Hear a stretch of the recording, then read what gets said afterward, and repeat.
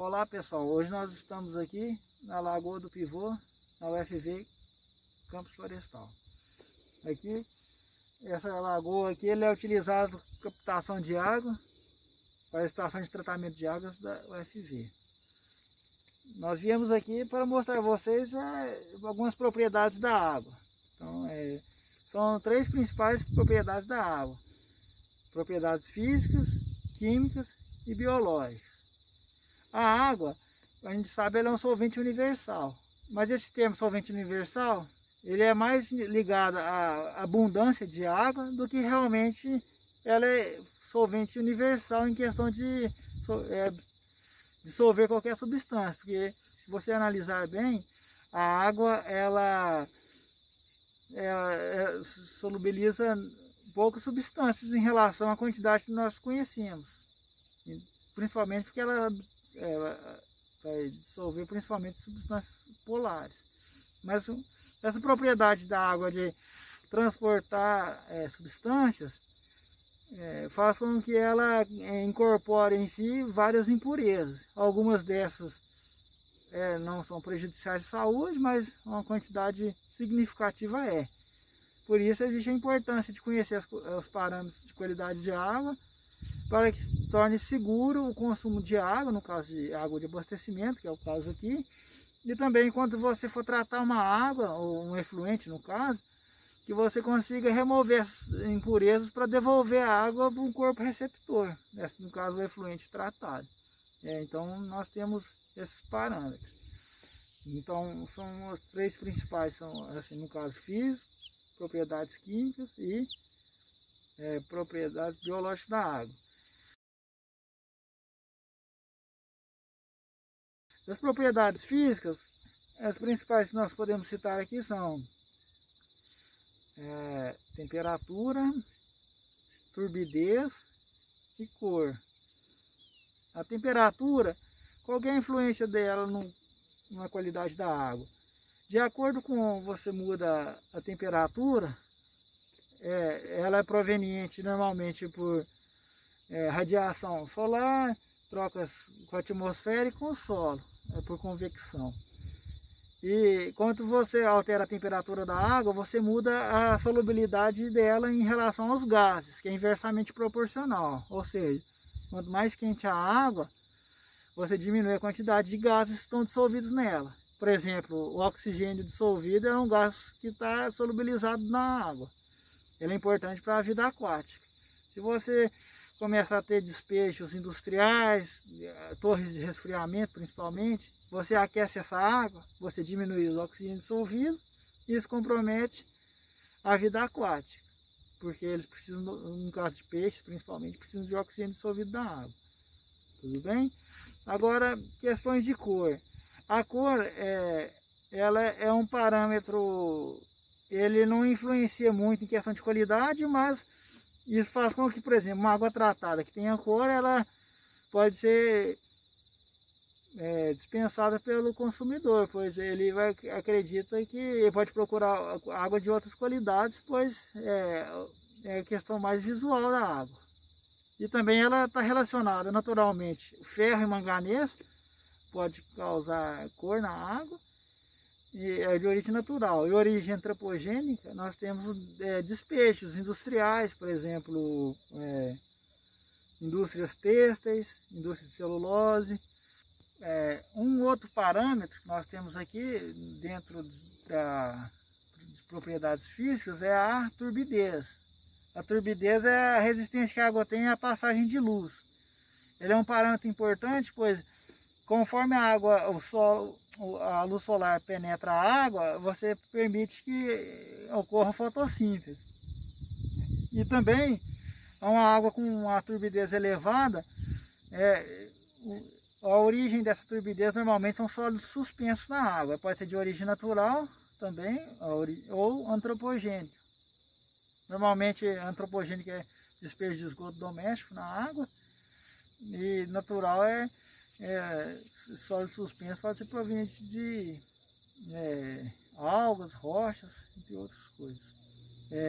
A turbidez, a unidade de medida dela chama NTU, que é unidade nefrométrica de turbidez, no caso em inglês, a sigla, e ela indica, a ideia é a seguinte: quanto mais elevada a turbidez, mais opaca a água vai estar e mais difícil a luz vai penetrar essa água, prejudicando a fotossíntese, que é um processo importante para também a oxigenação da água.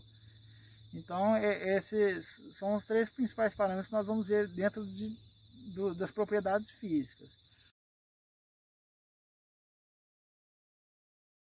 As propriedades químicas, nós podemos citar aqui pH, nitrogênio, fósforo e cloretos. São as principais que nós vamos ver aqui, que vamos inclusive fazer aulas práticas envolvendo esses parâmetros. pH, ele é importante na água, pois ele é uma escala, a gente fala que abaixo de 7 é ácida, entre 7 ou próximo de 7 é a escala, a gente fala que é neutra, e acima de 7 é a escala alcalina. Essa água, ela também normalmente é através de despejos de indústria. Você pode alterar o pH tanto para a forma ácida ou básica, o que pode afetar também a vida aquática.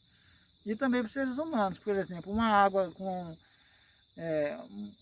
a pH muito alto ou baixo, ácido ou básico, o que ele pode fazer com você? Ele pode causar irritação nos olhos e também pode ser desagradável o consumo desse tipo de água. Além disso, tratamentos, no caso você utiliza essa água, o tratamento de água é uma das partes igual clarificação, coagulação, todas essas etapas você precisa controlar o pH da água. Então, se você tem um pH mais elevado ou menos elevado, também vai afetar no consumo desses insumos para você controlar o pH para poder fazer essas etapas de tratamento. E ele é de fundamental importância, além de tratamento e também para manter a vida aquática. Quando você vai lançar uma água tratada do corpo receptor, você tem uma faixa de pH que pode ser lançada na água. Normalmente ela é de 6 a 8, tá bom? E depende da classe. Agora, o nitrogênio, que a gente falou, é um outro parâmetro químico, ele é importante, pois ele é o desenvolvimento da vida aquática, principalmente algas, ele depende do nitrogênio. No nitrogênio nós temos as espécies na água na forma de N2, que é o nitrogênio molecular, nitrogênio orgânico, ligado a algum carbono. Nós temos o nitrogênio na forma de nitrito, NO2, e nitrato, NO3. Normalmente o nitrogênio ele pode ser de origem, ele pode ser lançado nos corpos receptores na forma de matéria orgânica não decomposta, que contenha proteínas.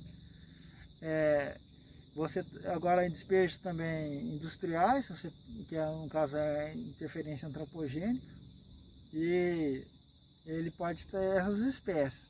O nitrogênio em altas concentrações no corpo hídrico, ele pode causar eutrofização, fazendo com que uma lagoa ou um corpo receptor fique um tom esverdeado, principalmente água parada assim, onde prolifera maior reprodução de algas. É tipo aquela lagoa bem esverdeada. A gente diz que ela está eutrofizada, ou seja, tem uma elevada concentração de algas naquela água. Outro parâmetro químico é o fósforo. O fósforo, ele a gente fala que ele é o reagente limitante da produção da alga, porque a alga vai precisar de nitrogênio, fósforo e carbono. O que menor concentração que ela precisa é o fósforo. Então, ele que vai comandar a produção da alga. Quanto mais potássio você tiver na água, maior é a tendência de eutrofizar o corpo hídrico. Então, o carbono ele vai pegar do próprio ar, que é o CO2, a própria água vai produzir isso por fotossíntese. O nitrogênio, ele pode ser, algumas bactérias elas convertem o nitrogênio do ar para nitrato, mas também o lançamento influencia. Mas o fósforo, ele só tem contato com o corpo hídrico através de lançamento, normalmente por despejos industriais. E também detergentes tem uma concentração baixa, mas conforme lança muito ele vai acumulando, que é o fósforo. E alguma indústria também que trabalha com a área de mineração, algum que trabalha com rochas que contêm fósforo. Essas são as influências dele, tá bom? A unidade do fósforo que nós utilizamos é miligrama por litro. E para determinar, a gente determina o fósforo total, ou seja, você vai oxidar todo o fósforo na forma mais oxidada, porque a gente tem as espécies ortofosfatos, polifosfatos e fosfato orgânico. Se você converte todos eles a um grau de oxidação mais elevado, você determina o fósforo total que contém na amostra, tá bom? E por último, agora o oxigênio dissolvido. Ele é extremamente importante para a qualidade da água, principalmente água potável, porque ele indica qualidade na água no sentido de que as espécies aquáticas todas dependem do oxigênio dissolvido na água. Tratamentos também que usam lodo ativado, que você tenha uma oxigenação suficiente para decompor matéria orgânica. Inclusive, quando você tem despejo de esgoto, as bactérias que decompõem a matéria orgânica, ou estabilizam ela no caso, ela precisa de oxigênio para decompor a matéria orgânica e CO2. Então, a tendência quando tem um lançamento de esgoto ou outra matéria orgânica na água, você vai reduzir o oxigênio dissolvido ao princípio para decompor essa matéria orgânica, estabilizar ela. Depois de estabilizar, a tendência é o oxigênio ser ele naturalmente aumentando seu valor, através de fotossíntese, a troca gasosa com o ar atmosférico, a água vai dissolvendo esse oxigênio. É um parâmetro muito importante. Inclusive, nós temos aqui um frasco que é utilizado para coletar essas amostras. O oxigênio dissolvido, a gente coleta com esse frasco, a gente chama de frasco de DBO, que é demanda bioquímica de oxigênio, um outro parâmetro que nós vamos ver futuramente. Quando você vai coletar a amostra de água, é importante que você não dê muita turbulência, porque você agitar muito o frasco ou deixar ele despejar de uma altura maior, a água incorpora oxigênio que não é proveniente da amostra. Então você altera o resultado. Vamos pegar uma amostra para vocês verem como que funciona. Aqui, pessoal, vou coletar água para vocês verem como que funciona o processo. Você chega no corpo hídrico, não deixa a água entrar sem turbulência. E a gente tampa o frasco. Só que o que acontece? No local que você coletar a água, é importante que a gente fala que é fixar o oxigênio. O que seria esse processo? Adicionar iodeto de potássio com hidróxido de sódio e depois sulfato de manganês. Aí você fixa o oxigênio na água. Vou fazer aqui agora 3 ml de solução alcalina com iodeto de potássio.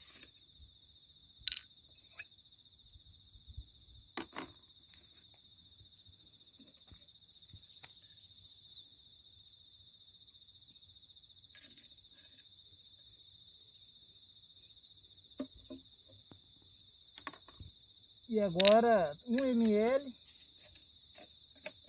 da solução de sulfato de manganês. Isso aqui. Agora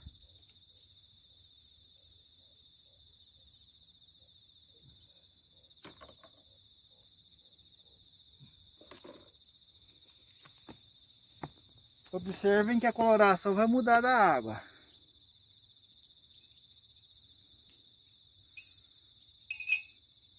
Deixa eu só tirar o excesso aqui. Tem que cair na lavoura.